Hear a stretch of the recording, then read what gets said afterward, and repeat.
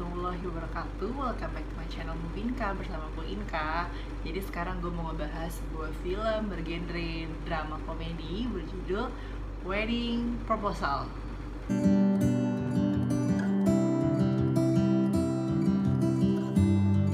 Anda ngapain di sini? Kasih tahu. Lo harus kawinin tuh cewek.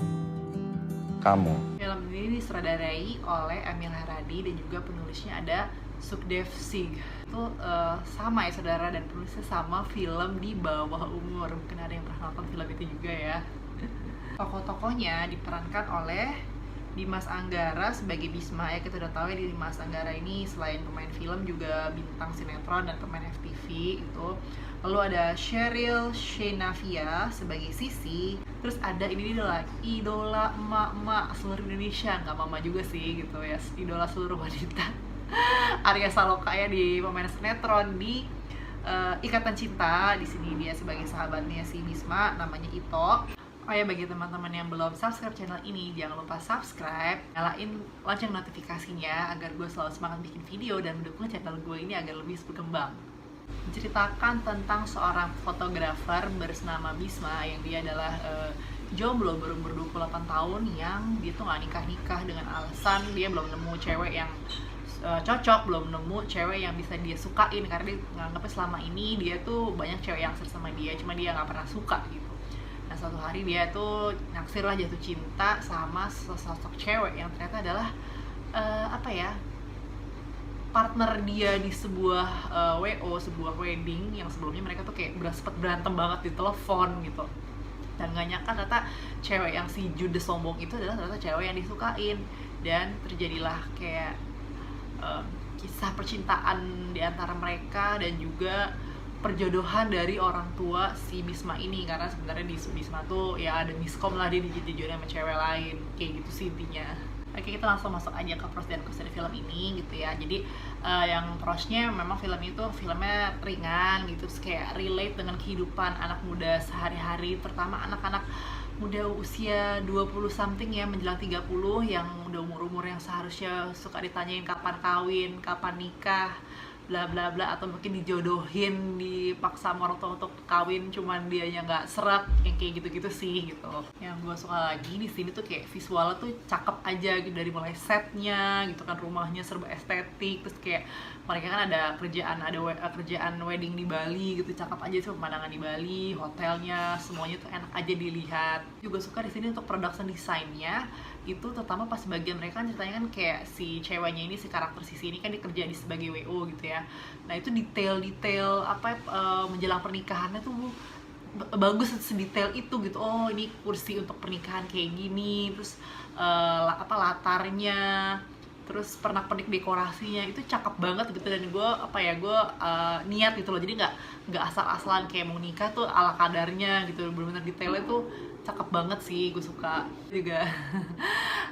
Kaget sini Arya Saloka gitu, yang dia sudah kental banget menjadi Mas Al gitu di Ikatan Cinta. Di sini dia ada sebuah scene yang di luar dari karakter dia pada sebelumnya gitu ya.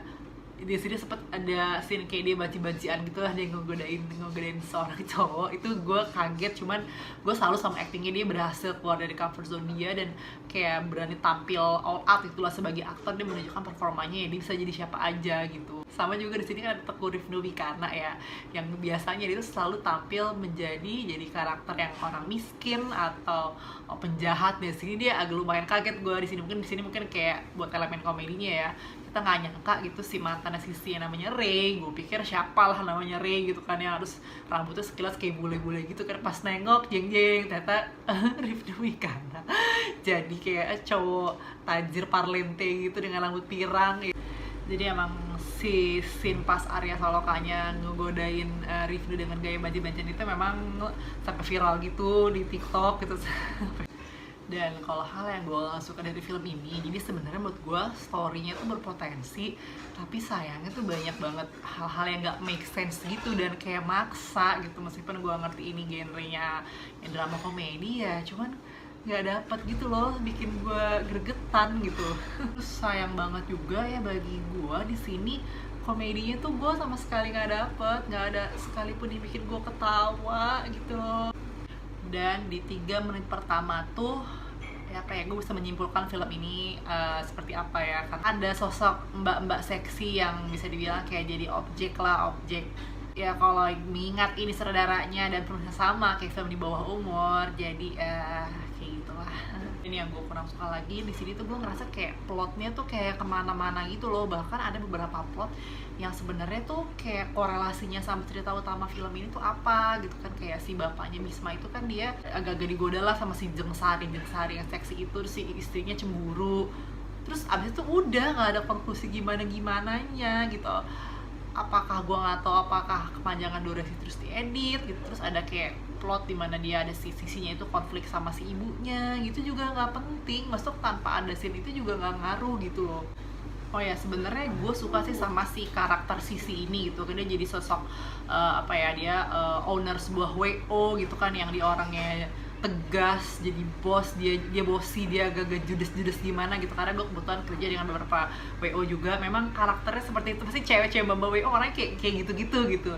Tapi di sini sayang banget menurut gue, karakter tuh kurang konsisten. Karena jadi dari momen dia awalnya berantem sama si Bisma gitu sampai di akhirnya luluh bisa naksir, itu kayak lemah banget Bor. Kayak ya elah Sisi gitu. Karena lo yang tadinya sejudes dan semandiri itu tiba-tiba bisa meleleh cuman gara-gara Bisma, yang menurut gue juga karakter Bisma tuh awal dia kenal sama Sisi tuh tidak membuat simpatik gitu. Cara dia ngedeketinnya tuh membuat ilfeel, tapi kok ya elah gitu. Di film ini tuh menurut gue kayak terlalu banyak pesan yang disampaikan itu melalui verbal, melalui dialog gitu ya, terlalu banyak tapi nggak dapat juga gitu Bo, gitu. Kayak yang apa ya, chemistry keluarganya, konflik keluarganya tuh gue nggak bisa simpati aja gitu. Mirip deh sama film yang sebelumnya itu gitu, kayak bodo amat. Jadi untuk skor film ini sih kayak gue ngasih 5 aja lah, 5/10 gitu ya. Sebenarnya film yang berpotensi, cuman sayangnya ceritanya tuh terlalu banyak yang kayak dipaksain gitu. Naskahnya juga tapi gue apresiasi sih buat kayak aktingnya Arya, Saloka gitu kan. Terus Cheryl sama ini sih gue apresiasi untuk make upnya juga cakep sini gitu kan. Detail-detail wardrobe-nya gue suka gitu, sama production design-nya juga niat banget. Itu sih yang gue apresiasi dari film ini. Sekian dari gue. Mungkin teman-teman yang udah nonton film ini gitu ada yang sependapat atau yang beda pendapat sama gue gitu, nggak apa-apa, silakan aja tulis di kolom komentar. Terima kasih sudah menonton, bye bye.